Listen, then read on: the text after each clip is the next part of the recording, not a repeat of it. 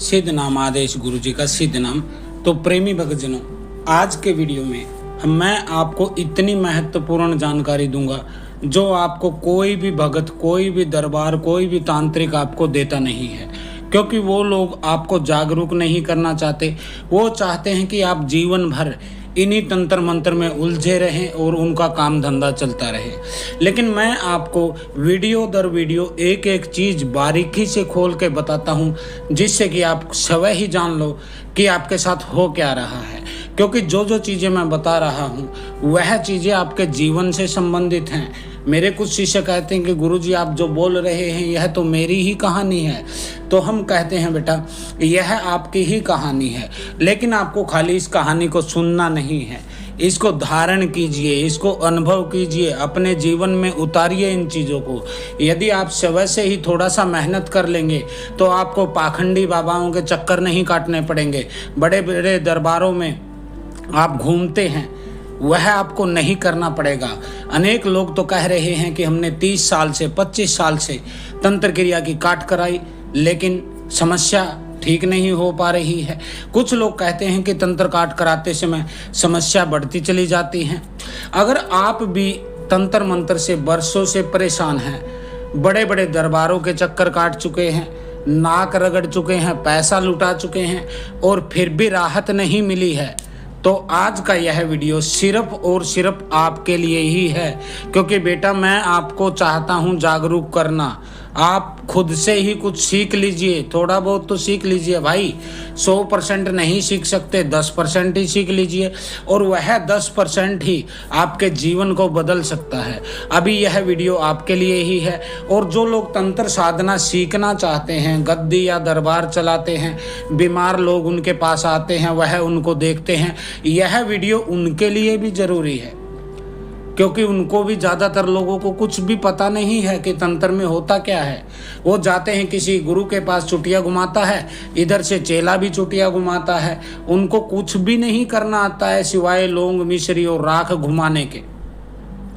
तो यदि आप भी ऐसे किसी गुरु के चक्कर में पड़े हैं जो आपकी चुटिया घुमा रहा है, खुद की चुटिया घुमा रहा है, लोगों का चूतिया बना रहा है, तो फिर आप यह वीडियो ज़रूर देखिए।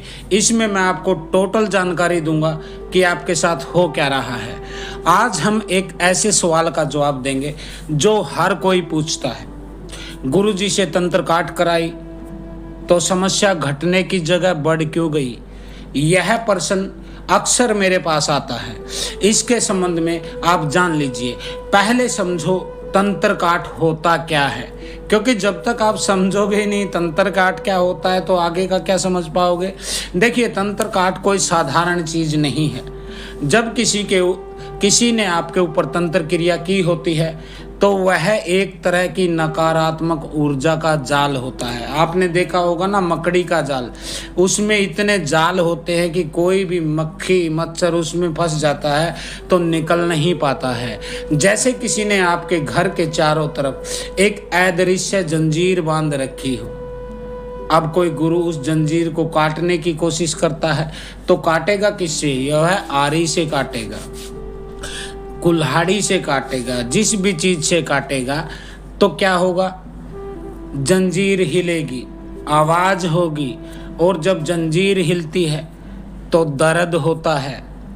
वैसे ही बिल्कुल जैसे घाव पुराना है और मरहम लगाओ, पहले तो जलन होती है। हड्डी टूटी है, डॉक्टर उसे सीधा करे तो पहले तेज दर्द होता है।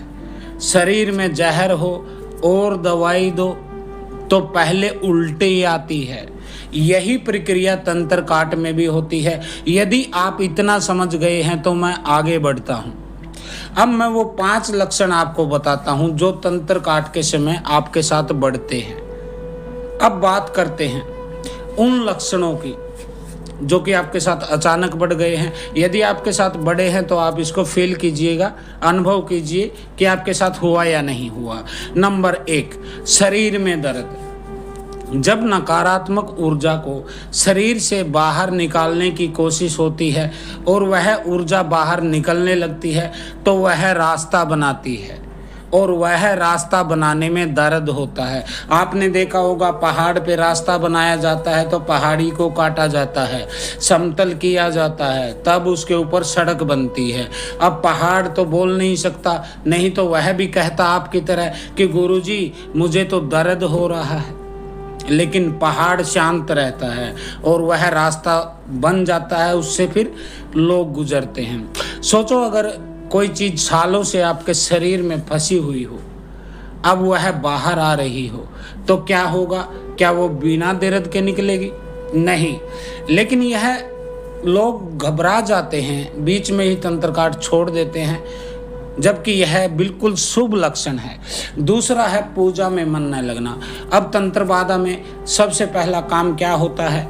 आपको भगवान से काटना। आपको कुल देवी, अपने पितरों से, कुल देवता से, अक्षेत्रीय देवी देवताओं से, माता शीतला हो गई, गोगा जाहरवीर हो गए, माता मसाणी हो गई, आपके अक्षेत्रपाल दादा हो गए, तो नेगेटिव एनर्जी सबसे पहले इन्हीं से तो आपको काटती है, ताकि आपको बैकअप ना मिले, कोई ताकत ना मिले, कोई शक्ति आपका साथ न दे। और जब काट शुरू होती है इस नेगेटिव एनर्जी की, तो वह नेगेटिव एनर्जी आखिरी बार अपनी पूरी ताकत लगाती है। अब किसी से आप घर खाली करवाएंगे तो वह चुपचाप घर थोड़ा ना खाली करेगा। आपने देखा होगा आजकल तो किराए पर मकान लेकर लोग छोड़ते नहीं हैं, सालों साल केस चलता रहता है, मारपीट होती है, तो फिर बुरी एनर्जी कैसे आपको आसानी से छोड़ देगी? वह भी तो अपनी पूरी ताकत लगाएगी। वह नहीं चाहती है कि आप भगवान से जुड़ो, किसी गुरु के संगत में पढ़ो, क्योंकि गुरु ज्ञान देते हैं, अपने शब्द की चोट से आपके अहंकार को तोड़ देते हैं, आपके डर को, आपके भ्रम को नष्ट कर देते हैं। तो अब नेगेटिव एनर्जी क्यों चाहेगी कि आप किसी सिद्ध योगी से जुड़े? इसलिए पूजा में आपका मन और भटकता है। यह उस शक्ति की आखिरी छटपटाहट है, मतलब कि काट काम कर रही है। अभी तीसरा लक्षण क्या होता है? गंदे और डरावने सपने। रात में जो सपना दिखता है वह अक्सर वही होता है जो आपके अवचेतन मन में दबा हुआ होता है, लेकिन जब काट होती है तो वह दबी हुई नेगेटिविटी बाहर आती है और सपने के रास्ते निकलती है। भाई रिलीज होने के लिए भी तो उसको जगह चाहिए। अभी आप किसी चीज में आग लगाते हैं तो धुएं के रूप में ही तो रिलीज होगी वह, तो वह सपनों के माध्यम से ही निकलती है। इसलिए जितने बुरे सपने आए तंत्र काट के समय, समझो उतनी ही गंदगी बाहर आ रही है, क्योंकि यह एक सफाई की प्रक्रिया है। चौथा नंबर है दिमाग का बंधा बंधा रहना। अब सबसे आम शिकायत यही है, जितने भी लोग मेरे पास आते हैं ज़्यादातर यही चीज़ कहते हैं। जब तंत्र बाधा में किसी की सोचने समझने की शक्ति को दबाती है तो उसको लगता है कि मेरा दिमाग जाम हो गया है, लेकिन काट के समय यह जाम टूटने की प्रक्रिया होती है। जैसे बर्फ पिघलने पर थोड़ी देर और जमती दिखती है, तो धैर्य रखिए, यह जरूर टूटेगा। अभी पांचवा नंबर है परिवार के झगड़े बढ़ जाना। यह सबसे ज्यादा लोगों को कंफ्यूज भी करता है कि गुरुजी से काट कराई, घर में और लड़ाई हो गई, मतलब गुरु ही फर्जी है। नहीं, असल में तंत्र बाधा घर की ऊर्जा में बैठी हुई होती है। मैंने पिछली वीडियो में आपको बताया था, जब नेगेटिव एनर्जी आपके घर में आती है तो सबसे पहले वो आपके पूजा स्थान पर कब्जा कर लेती है। दूसरा, वह आपके रसोई घर पर, किचन पे कब्जा करती है, ताकि आपके भोजन में और भजन में दोनों में जहर फैला सके, बुरी एनर्जी फैला सके, आपकी सोच को खराब कर सके। तो जब वो हिलती है तो घर के लोगों को अजीब महसूस होना शुरू हो जाता है। अब चिड़चिड़ाहट बढ़ेगी, बढ़ना तय है, बात बात पर तकरार होती है, क्योंकि यह भी घर की सफाई का ही हिस्सा है। अब सबसे बड़ी गलती बताता हूं जो लोग करते हैं, बिल्कुल ध्यान से सुनिएगा। सबसे बड़ी गलती यही है कि लोग काट को बीच में ही छोड़ देते हैं। जैसे ही दर्द बड़ा भाग गए, जैसे ही एक सपना आया सोचा गुरु तो गलत है, जैसे ही घर में झगड़ा हुआ और विश्वास टूट गया, और फिर क्या होता है, फिर वही ढाक के 3 पात, फिर किसी और दरबार में गए, वहां भी यही हुआ, वहां से भी भागे, और साल दर साल बीतते चले गए। अधूरी काट, यानी कि पूरी बाधा से भी ज़्यादा खतरनाक होती है, क्योंकि जब आप बीच में छोड़ देते हो तो वह शक्ति अपनी जड़ें और जमा लेती हैं। अभी आपने अमेरिका और ईरान के युद्ध को देखा होगा। पहले हरमुज रूट पर कोई भी समस्या नहीं थी, सारे जहाज आ जा सकते थे, लेकिन अमेरिका ने ईरान पे युद्ध किया। ईरान की कोई गलती नहीं थी, वह अपने घर में रह रहा था, भूखा प्यासा, नमक मिर्च चटनी जो भी खा रहा था बेचारा। अब उसने, जालिम ने किया उसके ऊपर अटैक, ईरान ने पलटवार किया। अब क्या हुआ, अमेरिका युद्ध हार गया। अब हार्मुज का जो रूट है वह भी ईरान के अंतर्गत आ गया। अब वहां से वह टोल लेना शुरू कर दिया उसने। तो आप जब बीच में ही छोड़ते हैं, कोई भी शक्ति है इसमें, अच्छी है या बुरी है, तो वह अपनी जड़ें और ज़्यादा जमा लेती है और अगली बार उसे हटाना और मुश्किल हो जाता है। अभी आप सोचिए कि अब आगे अमेरिका यदि फिर से आए ईरान के सामने, तो क्या टिक पाएगा? मतलब ही नहीं है, क्योंकि ईरान ने अपनी नैतिकता, अपने बल, अपनी सच्चाई, अपनी ईमानदारी के बल पर उसको घुटनों पर लाया है। वैसे ही आप यह सोच लीजिए कि तंत्र काट को बीच में मत छोड़िएगा भाई, या तो उसका समूल नाश होने दीजिए या फिर उसे छेड़िए ही मत। क्योंकि जब आप तंत्र काट शुरू करवाते हैं तो यह एक ऐसा काम होता है जैसे मधुमक्खियों के छत्ते में आपने कोई पत्थर फेंक दिया है। अब वह आपके ऊपर पूर्ण शक्ति से अटैक करेंगे, तो या तो फिर आप अपनी तैयारी के साथ काम कीजिए। अभी हम अगली बात करते हैं, सही काट की पहचान कैसे करें। क्योंकि अनेक लोग यह कहते हैं कि गुरुजी, सही गुरु और सही काट की पहचान क्या है? हम तो अनेक जगह काट करा चुके हैं, किसी ने ये उतारा बताया था, किसी ने ये नींबू बताया था, किसी ने शमशान में मुर्गा बकरा दारू ये चढ़वाया था, किसी ने हमारे घर ही आकर हवन कर दिया, या फिर किसी के दरबार में हम जाके बार बार हवन कर रहे हैं, नारियल जला रहे हैं। तो पहचान कैसे करें? अभी देखिए, मैं आपको बता देता हूं पहली पहचान। सही गुरु जो भी होगा आपको पहले ही बता देगा कि काट के दौरान आपकी तकलीफें बढ़ सकती हैं। मैं तो जो भी मेरे पास आता है उसको पहले ही आगाह कर देता हूं, भाई देख, किसी को घर से निकालेंगे तो वह विरोध करेगा, बेशक कमजोर है लेकिन एक थप्पड़ तो वो भी मारेगा। तो अगर कोई आपको कहे कि कल से ही ठीक हो जाएगा, तो फिर सावधान हो जाइए, क्योंकि ऐसा होता नहीं है। एक बार किसी भी एनर्जी को हम हिट करेंगे, वह भी अपनी पूरी ताकत लगाएगी। अब दूसरी पहचान क्या है? सही काट की एक निश्चित समय सीमा होती है, जैसे 7 दिन, 21 दिन, 40 दिन, कुछ ना कुछ कह देते हैं आपको भगत कि इतने दिन में कट जाएगा। जैसे कि सिर्फ आते रहो, पैसे लाते रहो, तो यह गलत है। नहीं, आपको सही निश्चित समय सीमा का पता होना चाहिए। अब मेरे पास कोई आया भगत या फिर कॉल किया, पूछता गुरुजी तंत्र काट, मैं कहता हूँ भाई 3 महीने इसमें लगता ही लगता है, बेशक कितना भी मैं जोर लगा लूँ, 3 से 4 हो सकता है यदि आप करा रहे हैं इलाज। लेकिन यह थोड़ा ना मैं बोलूँगा कि 2 दिन में, कल परसों हो जाएगा। तो ये सब बकवास चीज़ें हैं, एक निश्चित समय सीमा पर ही कटती हैं। तंत्र काट का सबसे पहला काम होता है आपके घर में जो भी प्रेत हैं, घर के हैं, बाहर के हैं, उनकी मुक्ति कराई जाए। घर के प्रेतों को पितरलोक के रास्ते पर भेजा जाए। आपके घर की जो भी क्रिया है, मसानी क्रिया है, मसान जिन कबीज, उसको हटाया जाता है। उसके बाद प्रेत मुक्ति के बाद पितरों का, उसके बाद फिर आपके घर में कुल देवी की स्थापना होती है। फिर आपके पितरों को कुल देवी के धाम से जोड़ा जाता है ताकि आगे भविष्य में दोबारा कोई शक्ति ना आए। इसके बाद आपके लोकल देवी देवता यानी कि माता शीतला, अक्षेत्रपाल दादा, माता मसाणी हैं, ब्रह्म बाबा हैं, आपके नगर में कोई सिद्ध बाबा का स्थान है, इन लोगों को मजबूत किया जाता है। अब ऐसे में 3 महीने नहीं लगेंगे तो क्या होगा? क्योंकि अनेक लोग बोलते गुरुजी तंत्र काट होता नहीं है, मैं तो वहाँ गया, यहाँ गया, इतने बड़े दरबार में गया। गुरुजी भी टेलीविज़न पे आते हैं, माइक पर देखते ही बता देते हैं कि तुम्हें ये समस्या, लेकिन हम ठीक नहीं हुए। इसका कारण यही होता है भाई कि 3 से 4 महीने इलाज लगातार चलता है, आपको क्रिया करनी होती है अपने घर से ही।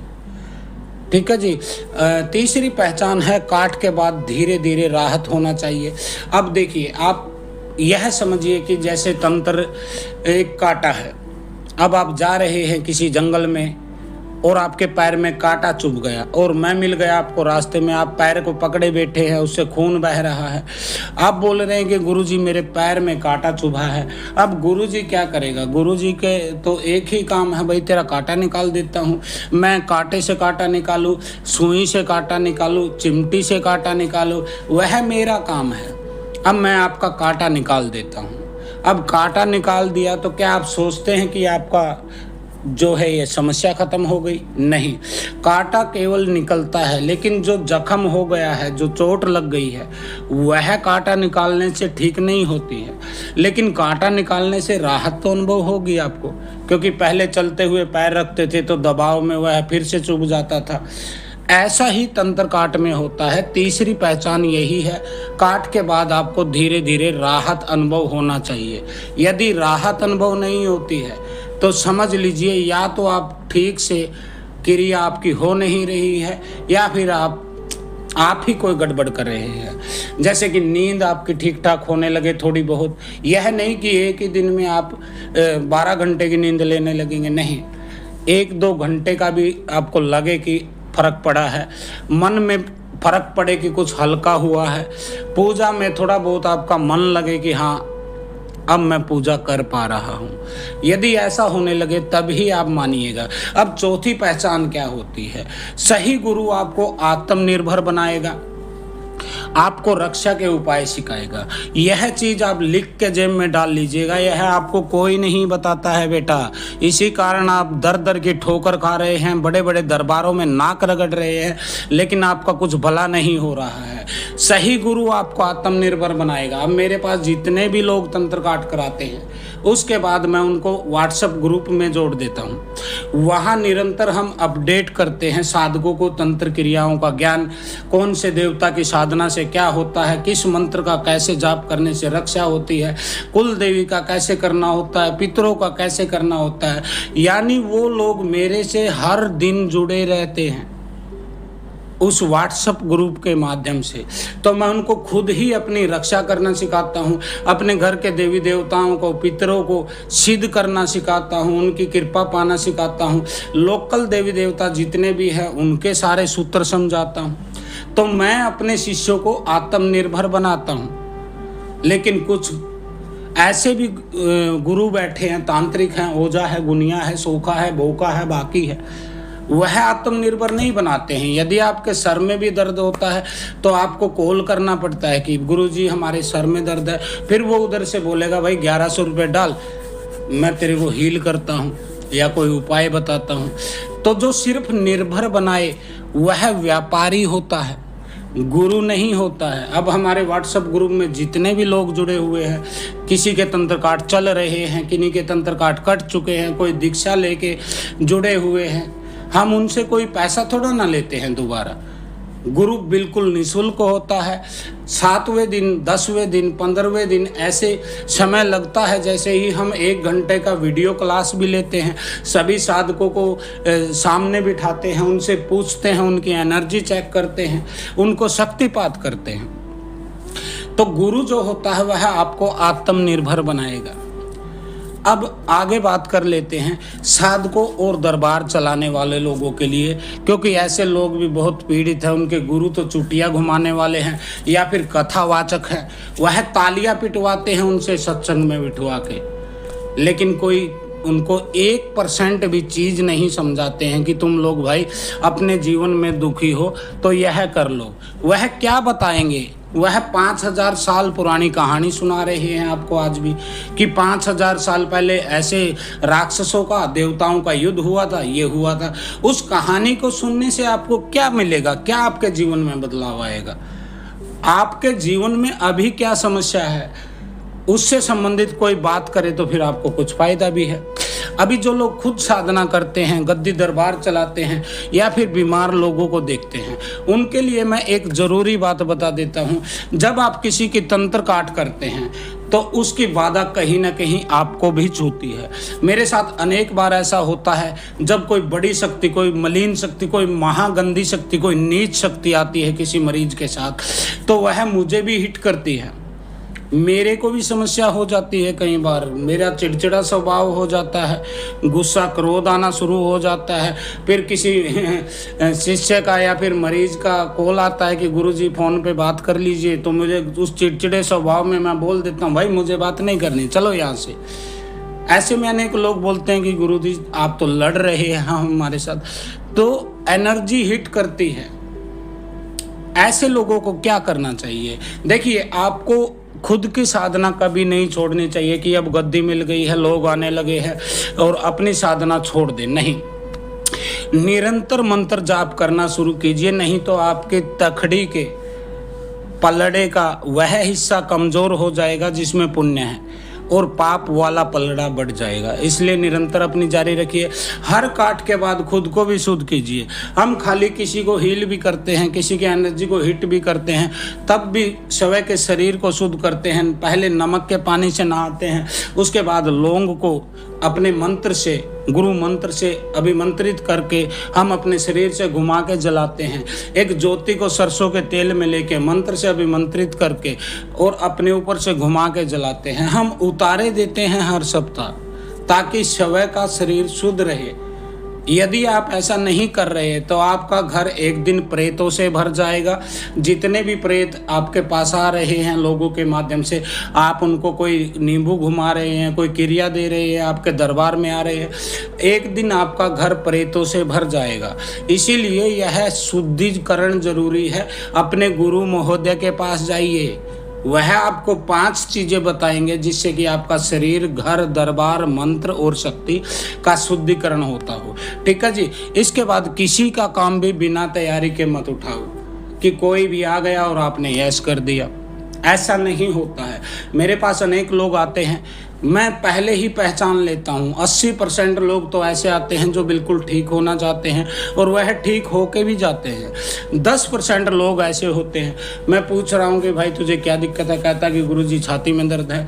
फिर मैं कहता हूँ भाई ये कब से है, वह कहता गुरुजी छाती में दर्द है। मैं कहता हूँ कि तू रात को ठीक से सो पाता है, वह कहता है गुरुजी छाती में दर्द। अब वो बीमार नहीं है, वो मानसिक रूप से पीड़ित है। उसको फिर मैं मानसिक रूप से इलाज उसका करता हूँ, क्योंकि मैं मानसिक डॉक्टर भी हूँ, मनोविज्ञान का डॉक्टर भी हूँ। इसलिए ऐसे लोग आते हैं 10% जो ठीक होना ही नहीं चाहते हैं, खाली अपने दुख को सहानुभूति के तौर पर विक्टिम कार्ड खेलते रहते हैं अपने घर वालों के सामने, क्योंकि वो कुछ काम नहीं करना चाहते। ऐसे जवान लड़के मेरे पास आते हैं 20, 22, 24, 25 साल के, जो कि शरीर से भी हट्टे कट्टे हैं, लेकिन तंत्र का बहाना बना के घर में ही बैठे हुए हैं, बाप की कमाई खा रहे हैं। तो ऐसे लोगों को मैं तुरंत पहचान लेता हूँ और कह देता हूँ भाई तू ठीक नहीं हो पाएगा।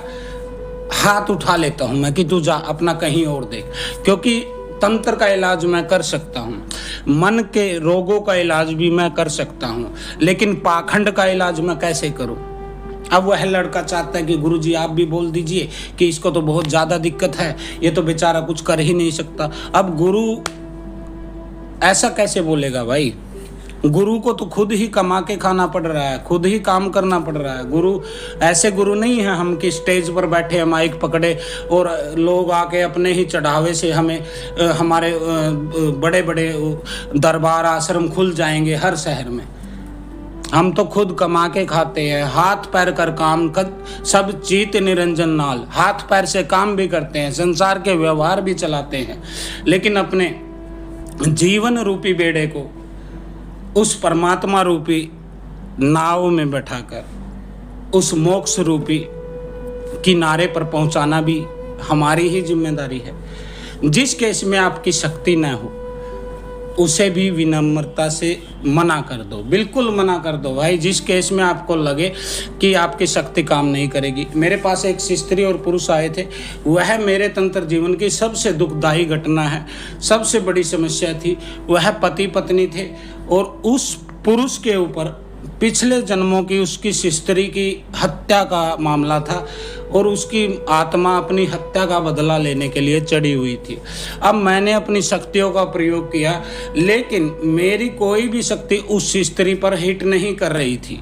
माता काली की दिव्य शक्तियाँ, बाबा जाहरवीर, गुरु गोरखनाथ, माता शीतला, अक्षेत्रपाल दादा तक को मैंने बुलाया, माता मसाणी तक को मैंने बुलाया, लेकिन कोई भी शक्ति उस स्त्री को हिट नहीं कर रही थी,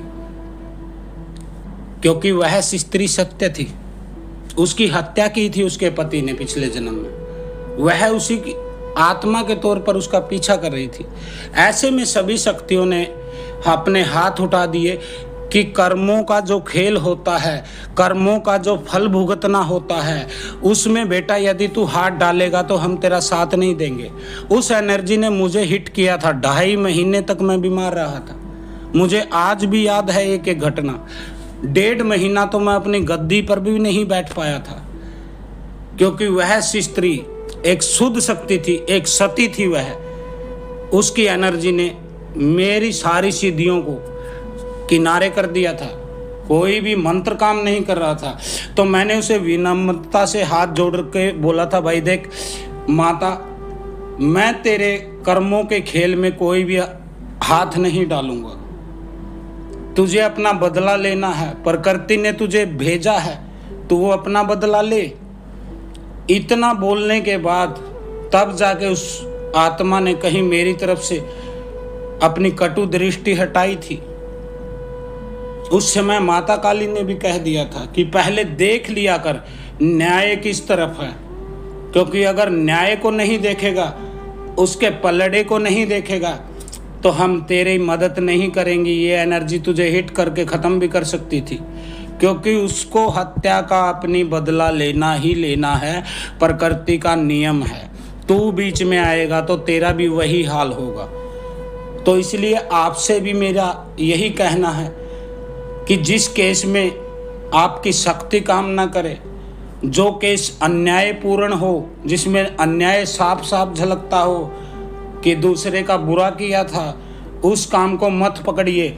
साफ साफ मना कर दीजिए, भाई मेरे बस का नहीं। और जो लोग सीख रहे हैं तंत्र साधना, पहले खुद को मजबूत करें, क्योंकि बिना मजबूत नींव बड़ी इमारत खड़ी नहीं होती है भाई। पहले सरल साधनाएं करिए, छोटी छोटी पितरों की, कुल देवी की, उसके बाद कुल देवता की, शीतला माता की, अक्षेत्रपाल दादा हो गए, आपके वीर हो गए, ब्रह्म हो गए। फिर कठिन साधनाएं उठाइए, फिर टॉप लेवल के शक्तियों में आइए। लेकिन गुरु ऐसा पकड़िए भाई जिसके भीतर 1% बुद्धि हो, दिमाग हो, उसको कुछ बोलना आता हो, कहना आता हो, सुनना आता हो, कुछ समझना आता हो।